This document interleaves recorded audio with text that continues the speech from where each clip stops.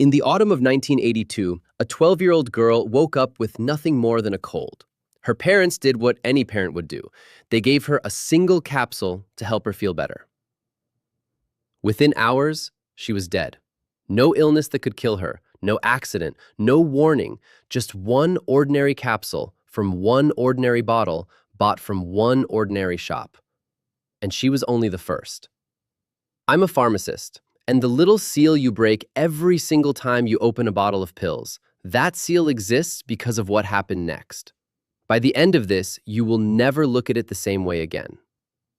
So who else died, and how were 7 complete strangers connected? Her name was Mary, and on the very same day she died, a young man across the city collapsed and died too. His brother and his sister-in-law, grieving in his home, reached for the same bottle to ease their headaches. Within days, both of them were gone as well. Then a flight attendant, then a young mother, then one more. 7 people in and around Chicago, dead in the space of a few days. They had never met. They lived in different suburbs. They had nothing in common at all. Except one thing. Every single one of them had swallowed a capsule of the same painkiller shortly before they died. But the medicine itself was safe. Millions took it every day. So what was actually killing them? The answer, when investigators found it, was almost too frightening to say out loud. Someone had taken bottles down from the shelves of shops across the city. They had opened the capsules one by one and emptied out the medicine inside. And they had refilled them with potassium cyanide, a poison that can kill a healthy person in minutes. Then they had put the bottles back on the shelves, back among the ordinary stock, in half a dozen different stores, waiting for whoever happened to buy them. Think about what that means. The poison wasn't added in the factory. The bottles came from different plants, but they were all bought in the same corner of the same city, which meant the killer wasn't inside the company. The killer was out there, among ordinary people, tampering with medicine on open shelves, and nobody knew which bottle was next. So how does an entire country react when the medicine cabinet itself becomes the threat? It panicked. Police cars drove through Chicago with loudspeakers, warning people not to take the pills at all. The news broke into programs across the nation, and the company that made the medicine did something that stunned everyone. It pulled around 31 million bottles from shelves across the whole country. It told every household in America to stop using its product immediately, a recall that cost roughly $100 million. To this day, it's taught as the example of how a company should behave in a crisis. Protect the public first, worry about the brand second. But saving people from this one bottle wasn't enough, because the real question was only just beginning. Why had this been so easy to do in the first place? And here is where my world enters the story. Before 1982, you could simply unscrew a bottle of pills, and there was nothing at all between you and the medicine. No band, no foil, no seal. And the capsule made it worse. A capsule is 2 pieces that slide together.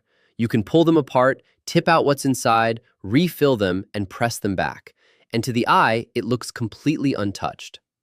That's what made this poisoning possible. A tablet is solid. You cannot open a solid tablet and hide what you've done. But a capsule could be opened, emptied, and closed again by anyone, invisibly. So the 2-piece capsule, trusted for decades, very nearly died overnight. But if the capsule was the weakness, what was the answer? The answer is something you've held in your hands thousands of times without a single second thought.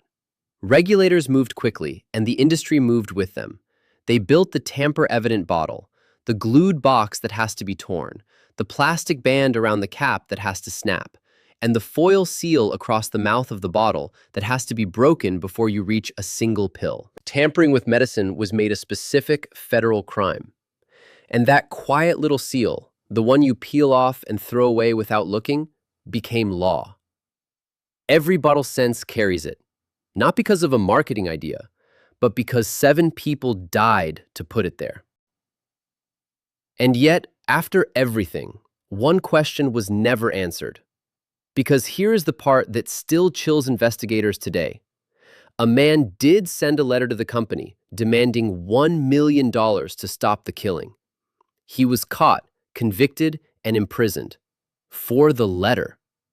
But he was never charged with the murders themselves. He always denied doing it, and he died a free man decades later, never having answered for those 7 deaths. The case has been reopened. Evidence has been retested with modern science. Other suspects have been named. And still, more than 40 years later, no one has ever been convicted of killing those 7 people. 7 strangers died in the space of a few short days. The whole world changed how it packages medicine because of them. And the person who did it simply walked away. Because the most important thing in that bottle was never the pill. It was the seal. And every time you peel one back, you are touching the fingerprint of 7 people who died so that you never have to.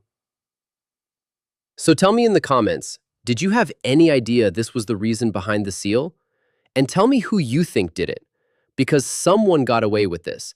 And in a case this cold, the theories are sometimes all we have left.